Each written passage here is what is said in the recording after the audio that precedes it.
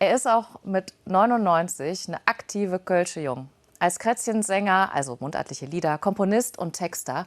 Ludwig Sebus ist ein Multitalent als Entertainer. Und bis ins hohe Alter ist er im Kölner Karneval aktiv. Vergangenes Jahr zum Beispiel hatte er einen Riesensessionshit mit Casalla. Er ist 1925 geboren worden, in einem anderen Köln. Er hat die Kriegszeiten erlebt, war 5 Jahre in russischer Gefangenschaft und ist erst 1950 nach Köln zurückgekehrt, zu seinem Dom. Seiner geliebten Stadt ist Ludwig Sebus bis heute treu geblieben und an seinem Ehrentag wollen alle gratulieren und wir auch. Mein lieber Ludwig, unter den Lebenden die Größten hier. 99 Jahre, das ist ja unglaublich. Heinz-Günther Hunold, Präsident der Roten Funken, ist einer der ersten Gratulanten. Ludwig Sebus ist seit den 50er Jahren auch Roter Funk. Er erreicht und durchdringt alle, die im Kölner Karneval zu Hause sind und ist von daher einfach ein unglaubliches Beispiel für das, was den Karneval ausmacht. Also ohne diesen Ludwig Sebus wäre diese ganze Entwicklung im Karneval, wie wir sie bis heute haben, gar nicht möglich gewesen. Wichtig ist im Leben, dass du zufrieden wirst oder bleibst und dass du möglichst so sorgst, dass es irgendwie in dieser Richtung auch sich übertragen lässt auf andere Menschen.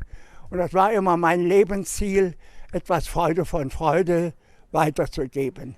Ludwig Sebus hat ein bewegtes Leben hinter sich im Zweiten Weltkrieg als Soldat. Das prägt. Als er selbst nicht mehr damit rechnet, kommt er nach 5 Jahren russischer Kriegsgefangenschaft zurück in sein geliebtes Köln. Es ist ein Moment gewesen, der so tiefgreifend war. Man stand dann nachher in diesen Waggons und hat dann nur, als es dann langsam auf Köln lag, nur Ausschau gehalten. Siehst du noch die Spitzen vom Dom? Und wenn du die siehst... Die Erfahrungen im Nationalsozialismus prägen ihn bis heute. Besuch bei Ludwig Sebus im Frühjahr. Köln demonstriert am nächsten Tag gegen Hass und Rechtsextremismus. Ludwig Sebus schreibt ein Lied über die weiße Taube, die der braunen weit überlegen ist.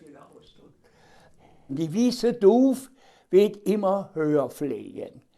Da kommen Brunge, Duve niemals hinterher. Denn Friede ist dem Hass hoch überlegen. Uns Freiheit geben wir im Leben nicht mehr her. Rassenhass, Menschenfeindlichkeit folgt in die Diktatur, die dann irgendwie die Menschen so formt, dass sie sich an und für sich nicht mehr in der Freiheit bewegen können. Seit 1955 ist Ludwig Sebus von den großen Bühnen nicht mehr wegzudenken. Unzählige Auftritte haben ihn bundesweit bekannt gemacht. Verwandte, das sind Menschen, jeder muss das doch verstanden.